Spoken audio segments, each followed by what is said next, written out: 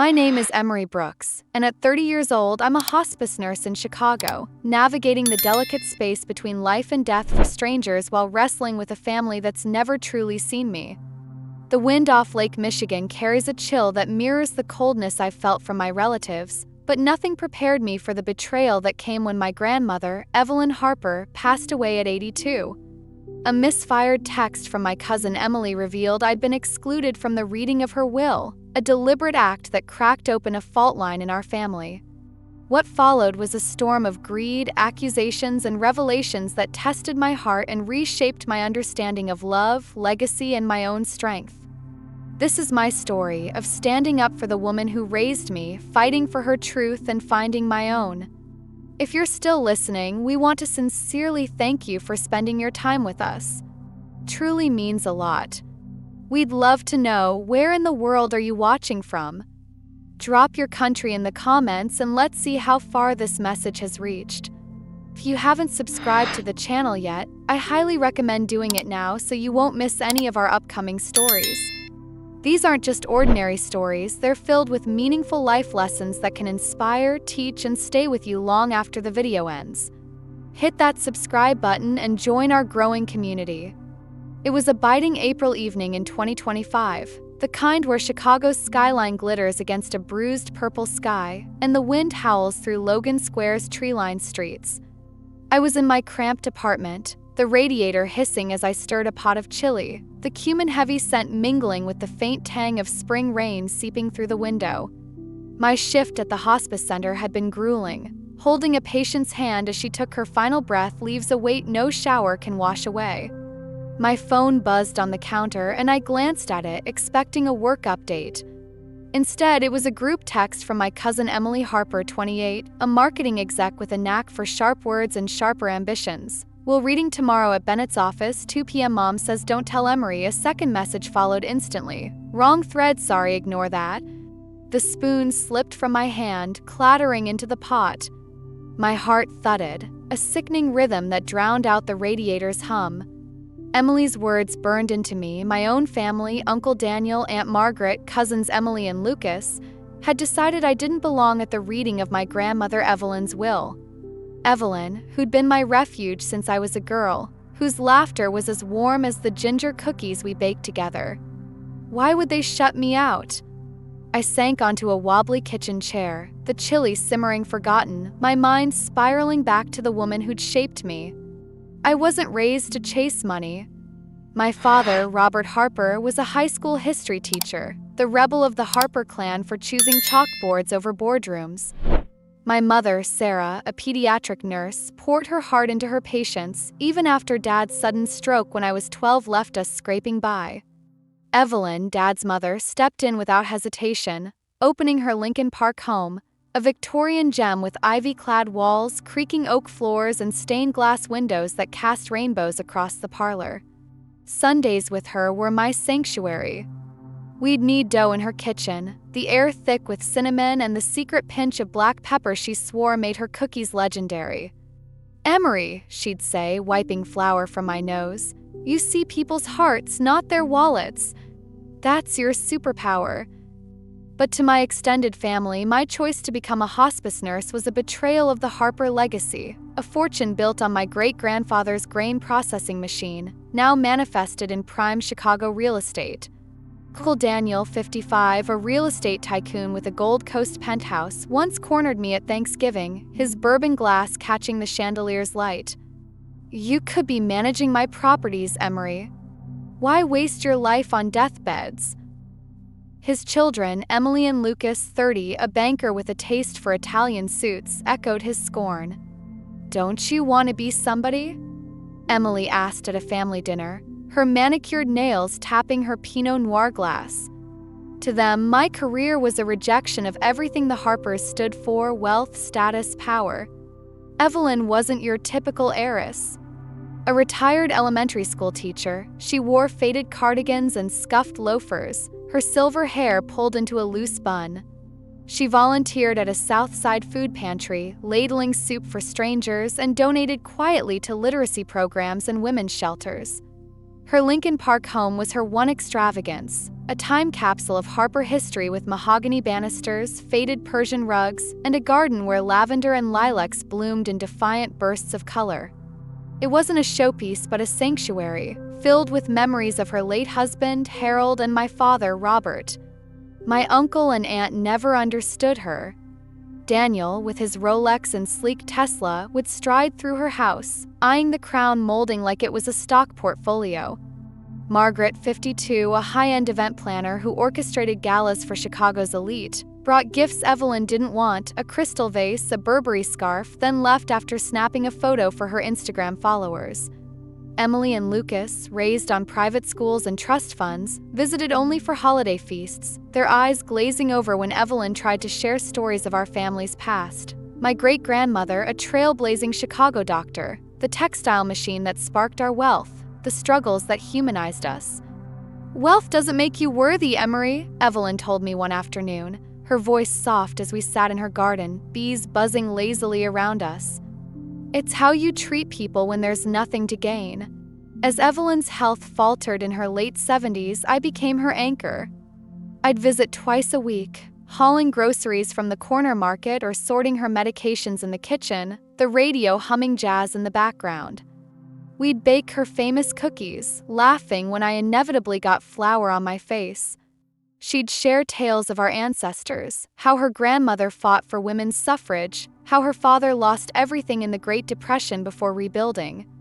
Those stories grounded me, reminding me who I was beyond the family's expectations. One December, a year before she passed, she handed me a small wooden box, her hands trembling with age. Inside was a pearl necklace, simple but heavy with history. "This was my mother's," she said, fastening it around my neck, her rosewater perfume enveloping me. "The others would see only pearls, but you'll understand its value." I hugged her tightly, tears pricking my eyes. I didn't know then that this gift would later fuel their accusations against me. The first crack in our family came 3 years ago when I was 27. Daniel called a family meeting at Evelyn's house, supposedly to discuss her care. I arrived to find a real estate agent in the parlor, a slick man in a pinstripe suit pitching the sale of our Lake Michigan retreat, a cedar-shingled cottage nestled among pines, where Evelyn spent every summer of her childhood. "It's a money pit," Daniel said, pacing the room, his voice sharp. "Maintenance costs are unsustainable." I glanced at Evelyn, her lips pressed into a thin line, her hands folded tightly in her lap. "She told me last week she wants to spend time there this summer," I said, my voice steady despite the knot in my chest. The room went silent. Margaret cleared her throat, her diamond earrings glinting. "Emery, you must have misunderstood.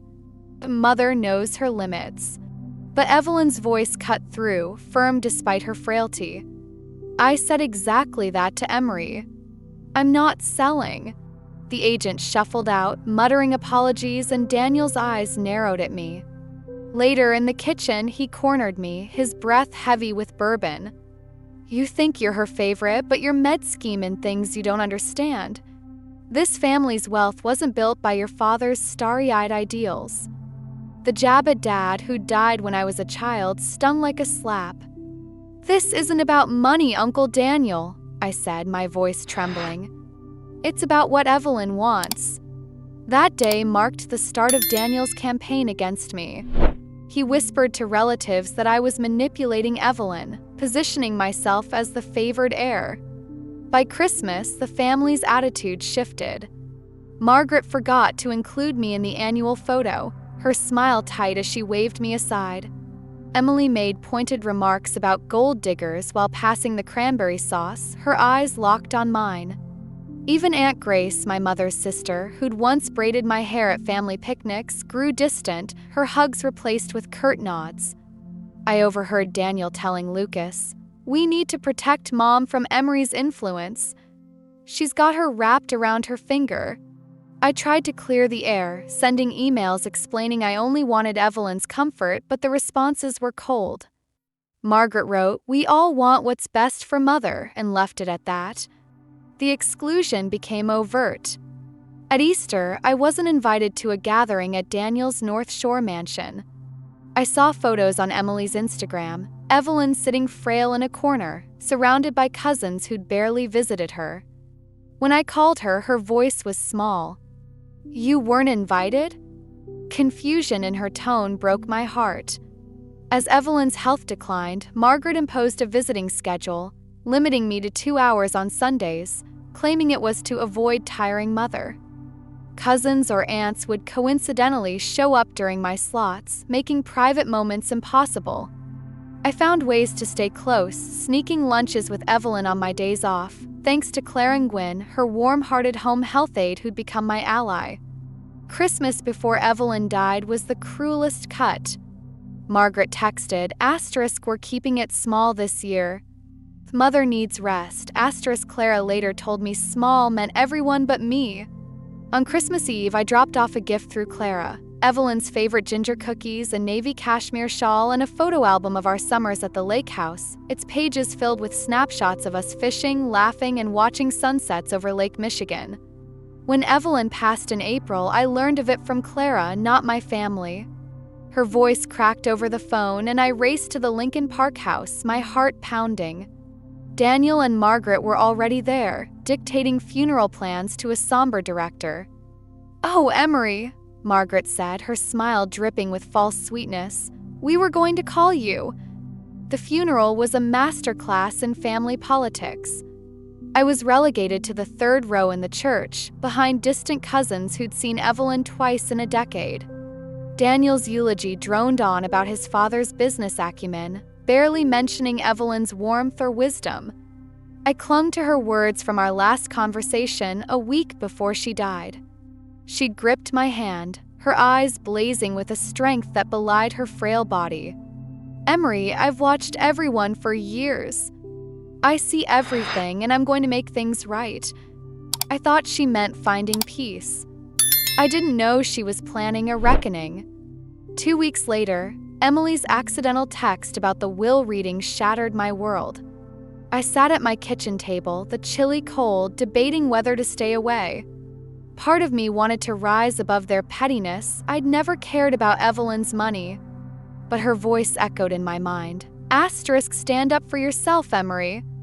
You belong where I want you to be." I took the day off, a rarity that raised my supervisor's eyebrows, and chose a tailored gray dress Evelyn loved, its simplicity a quiet rebellion against the family's flash.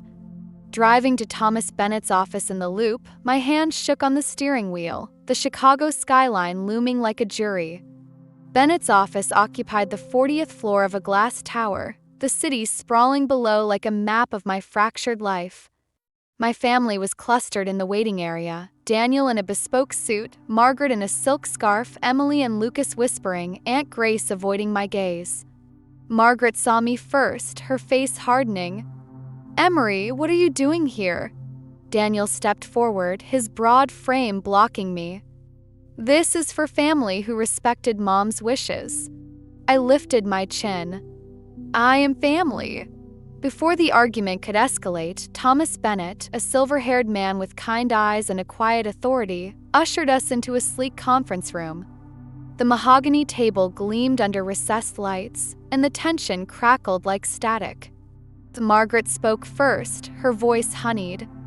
"Mr. Bennett, there's a misunderstanding. Emery wasn't invited because we've already divided most items." My face burned as all eyes turned to me. Bennett frowned, adjusting his glasses. "That's highly irregular, Mrs. Harper. Nothing should have been distributed." He looked at me, his gaze steady. "And Ms. Emery Brooks is most certainly meant to be here."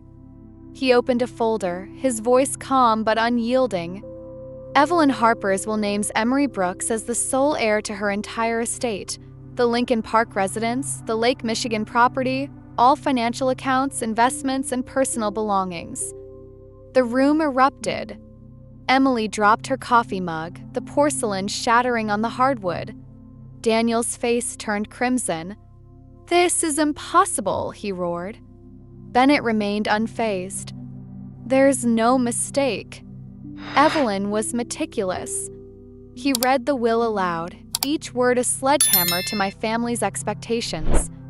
Evelyn had left me everything: the house, the lake cottage, her mother's pearl necklace, even her recipe book with its penciled notes. A sealed letter accompanied the will, meant for me alone.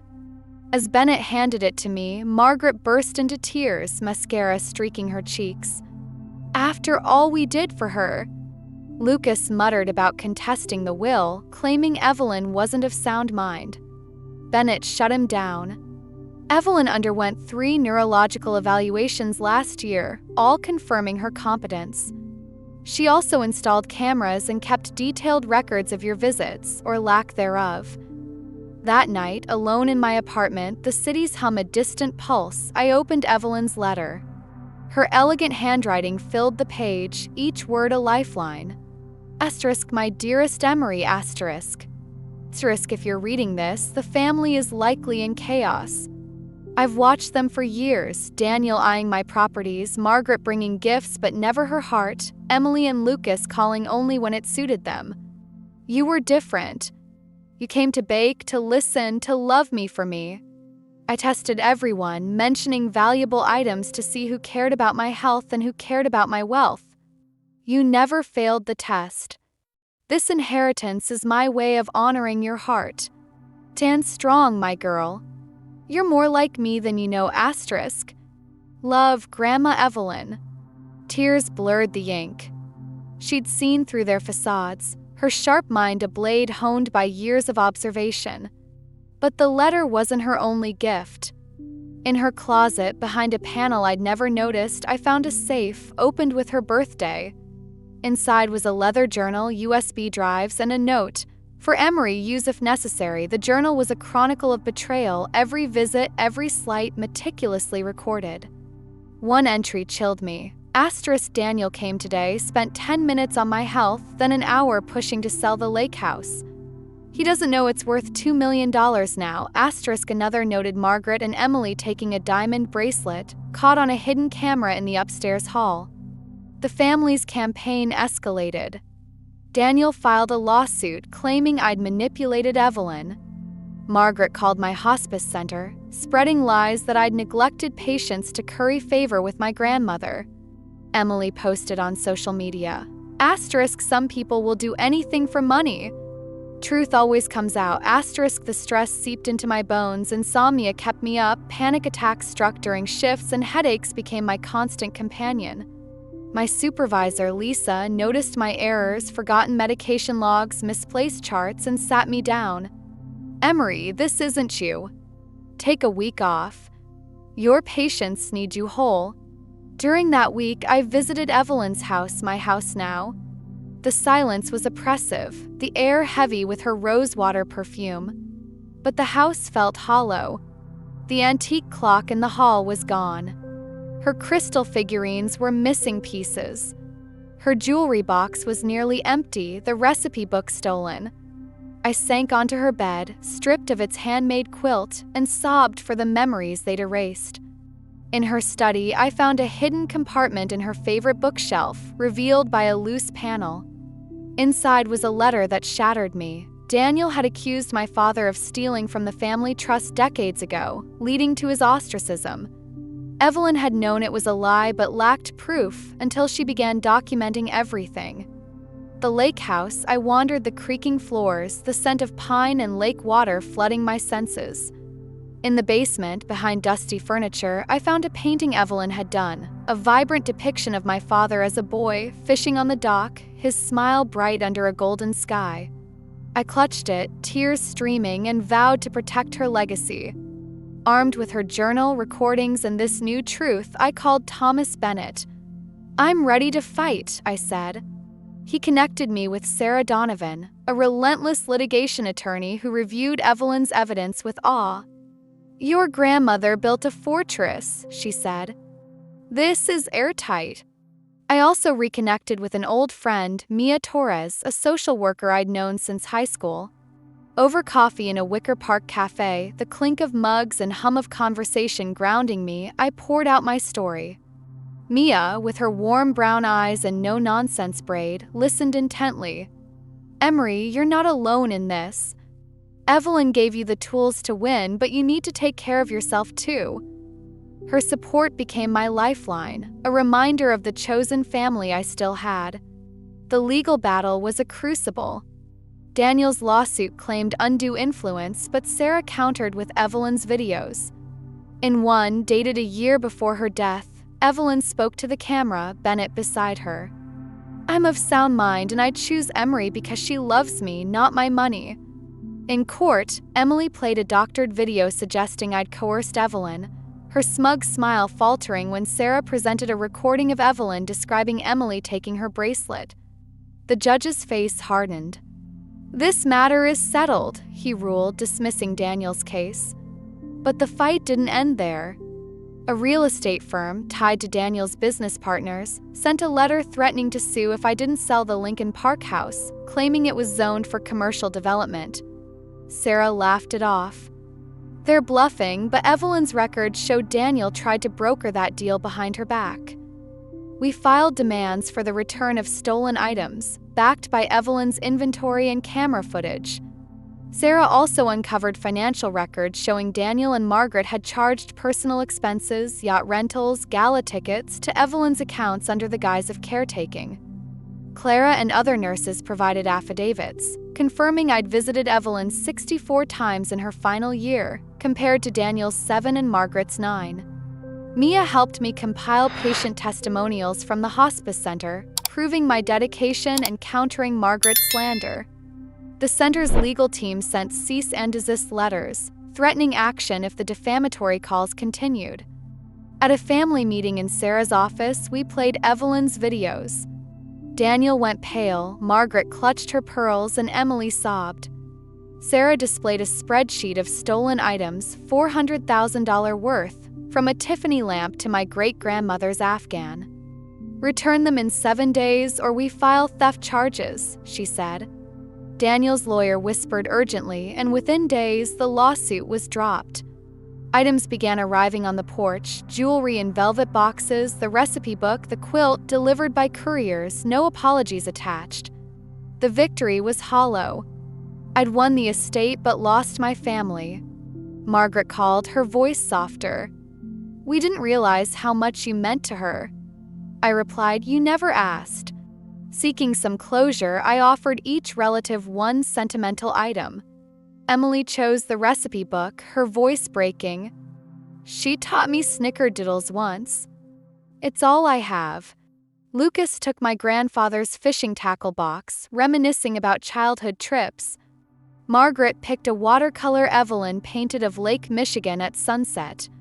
Daniel refused to engage, his pride a wall I couldn't breach. Work became my refuge, but the stress lingered. I'd catch myself staring out the hospice center's windows, Lake Michigan's waves a distant mirror of my turmoil.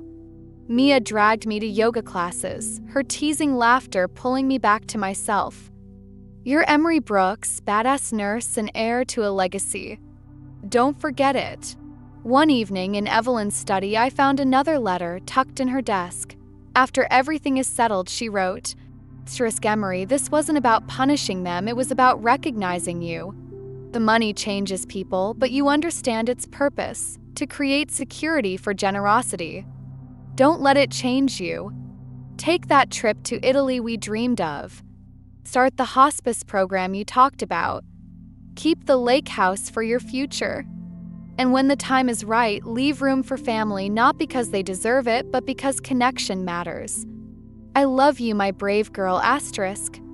I followed her advice.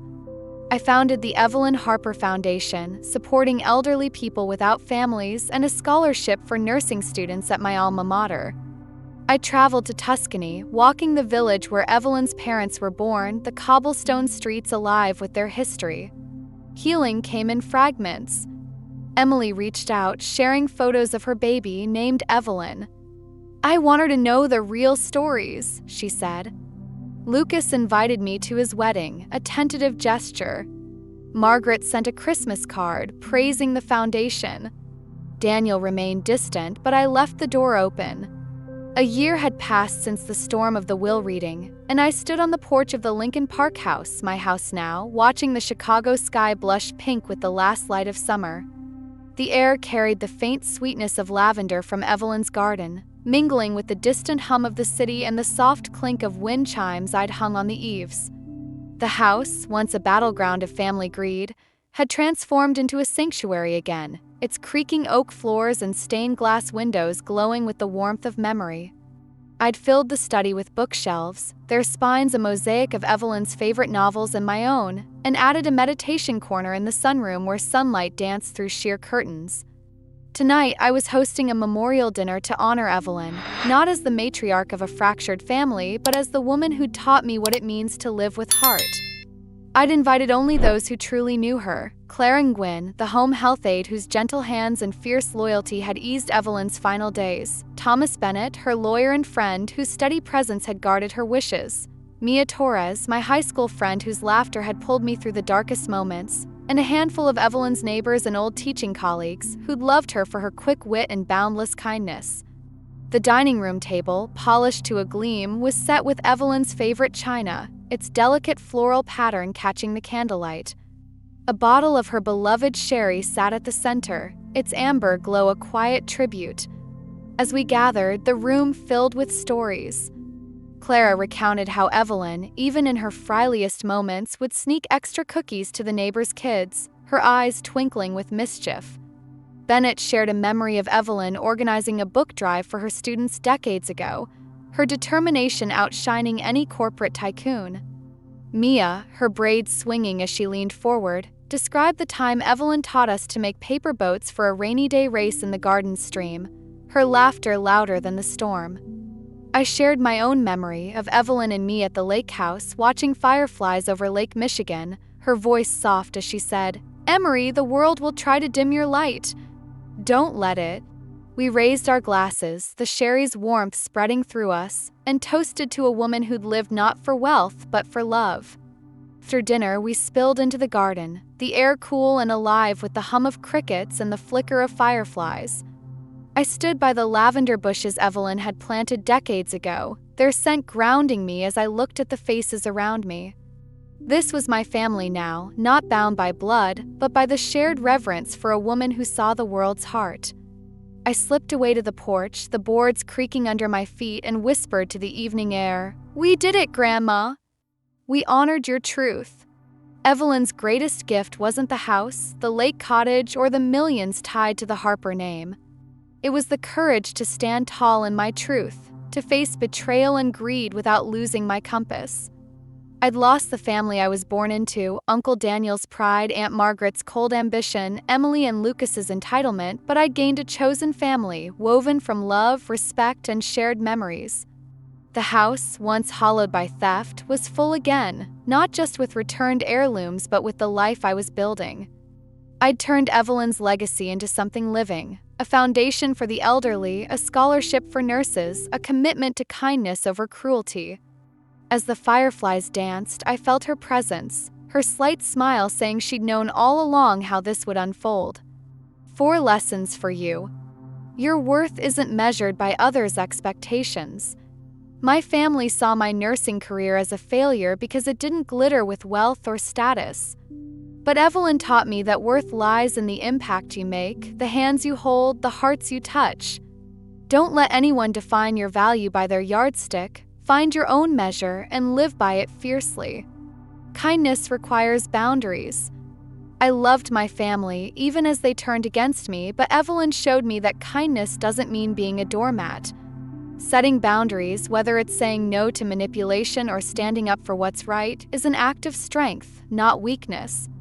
Protect your heart, but keep it open to those who deserve it. Family is who you choose.